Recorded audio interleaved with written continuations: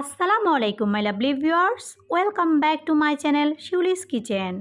আজকের রেসিপিতে থাকছে মাছে ভাতে বাঙালিদের অতি প্রিয় পুঁটি মাছের রেসিপি। গ্রামীণ পদ্ধতিতে রান্না করা, মুখে লেগে থাকার মতো এই পুঁটি মাছের রেসিপিটি থাকলে গরম ভাতের সাথে আর কিছুই লাগবে না। আশা করছি রেসিপিটি আপনাদের সবার কাছে ভালো লাগবে। ভালো লাগলে অনুরোধ রইল আমার চ্যানেলটি সাবস্ক্রাইব করে বেল বাটনটিকে অন করে দিবেন পরবর্তীতে নতুন ভিডিও দেখার জন্য। চলে যাচ্ছি মূল রেসিপিতে। পুঁটি মাছ রান্না করার জন্য আমি এখানে পুঁটি মাছ নিয়েছি 10টি। আমি এখানে মাছগুলোকে আঁশ ছাড়িয়ে কেটে ধুয়ে পরিষ্কার করে নিয়েছি। মাছের ভিতরে যে ময়লা থাকে পেটের মধ্যে সেটাকেও ভালো করে ফেলে দিয়েছি। আমরা ছোট মাছ খেতে কিন্তু অনেকেই ভীষণ পছন্দ করি, কিন্তু মাছ কাটার ভয়ে দেখা যায় অনেক সময় খাওয়া হয় না। কিন্তু বড় মাছ থেকে কিন্তু ছোট মাছ অনেক বেশি টেস্টি আর পুষ্টিগুণে ভরপুর থাকে। পুঁটি মাছ রান্না করতে আমাদের মাছ ছাড়াও লাগবে পেঁয়াজ কুচি, এখানে নিয়ে নিয়েছি রসুন কুচি, লাগবে হলুদের গুঁড়া, মরিচের গুঁড়া, লাগবে এখানে টমেটো, এছাড়াও লাগবে আদা রসুন বাটা, কাঁচামরিচ ফালি ও ধনেপাতা কুচি, এছাড়াও লাগবে লবণ ও তেল।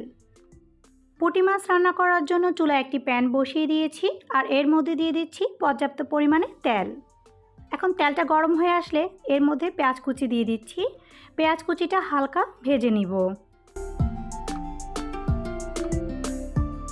পেঁয়াজ কুচিটা হালকা ভেজে নেওয়ার পর এখানে দিয়ে দিচ্ছি স্বাদ মতো লবণ। লবণ দেওয়া হয়ে গেলে আমি এখানে দিয়ে দিচ্ছি রসুন কুচি। ছোট মাছে সবসময় রসুন কুচিটা দিবেন, এতে করে মাছ রান্নাটা খেতে বেশি দারুণ লাগে। এখন পেঁয়াজ ও রসুন কুচিটাকে ভালো করে ভেজে নিয়ে আমি এর মধ্যে 1 টেবিল চামচ আদা ও রসুন বাটা দিয়ে আদা রসুন বাটাটাকেও ভালো করে কষিয়ে নিব। এতে করে আদা রসুন বাটার কাঁচা গন্ধটা দূর হয়ে যাবে।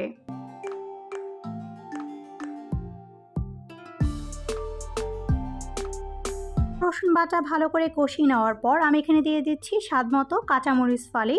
ঝালটা আপনারা আপনাদের পছন্দ মতন দিবেন।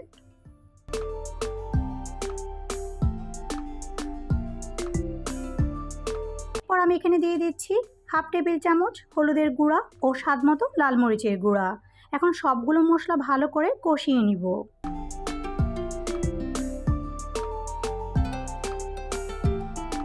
মশলাটা ভালো করে কষিয়ে নিয়ে আমি এর মধ্যে দিয়ে দিচ্ছি 1.5 কাপের মতন পানি।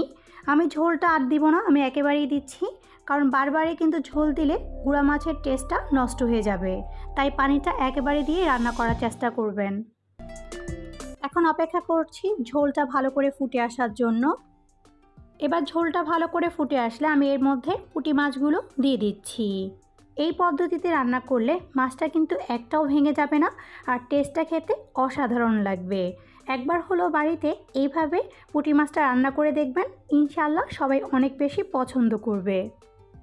যে কোনো ছোট মাছ কিন্তু ভেজে রান্না করার থেকে আপনারা যদি এভাবে কাঁচা রান্না করেন তাহলে কিন্তু গুঁড়া মাছটার টেস্ট খেতে অনেক বেশি ভালো লাগে। এবার মাছগুলিকে উল্টিয়ে দিচ্ছি। এই গুঁড়া মাছ রান্নায় কিন্তু আমি কোনো ধরনের জিরা বা ধনিয়া ব্যবহার করিনি, কারণ গুঁড়া মাছে কিন্তু বেশি মশলা মাছের আসল স্বাদটাই নষ্ট করে দেয়।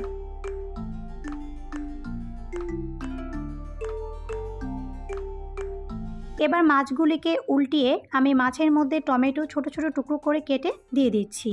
আমার কাছে টমেটো দিলে খেতে ভালো লাগে, তাই আমি এখানে টমেটোটা দিচ্ছি। তবে অনেকেই আছেন যারা টমেটো পছন্দ করেন না, তারা এখানে টমেটোটা বাদ দিতে পারেন।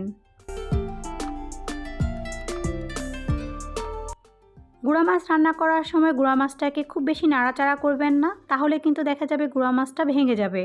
টমেটো দিয়ে এবার চুলার আঁচ মিডিয়াম করে দিয়ে আমি এটাকে ঢাকনা দিয়ে রান্না করব 5 মিনিটের জন্য। ফিরে আসছি 5 মিনিট পর। 5 মিনিট পর আমি এখন ঢাকনাটিকে সরিয়ে নিচ্ছি। দেখতেই পাচ্ছেন টমেটোটা কিন্তু একদম নরম হয়ে গেছে।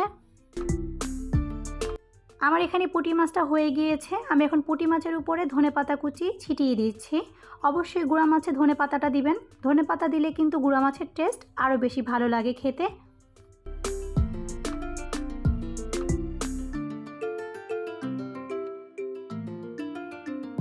ধনেপাতা দিয়ে 2 মিনিট পর চুলাটা অফ করে দিচ্ছি। আমার এখানে পুঁটি মাছটা হয়ে গেছে।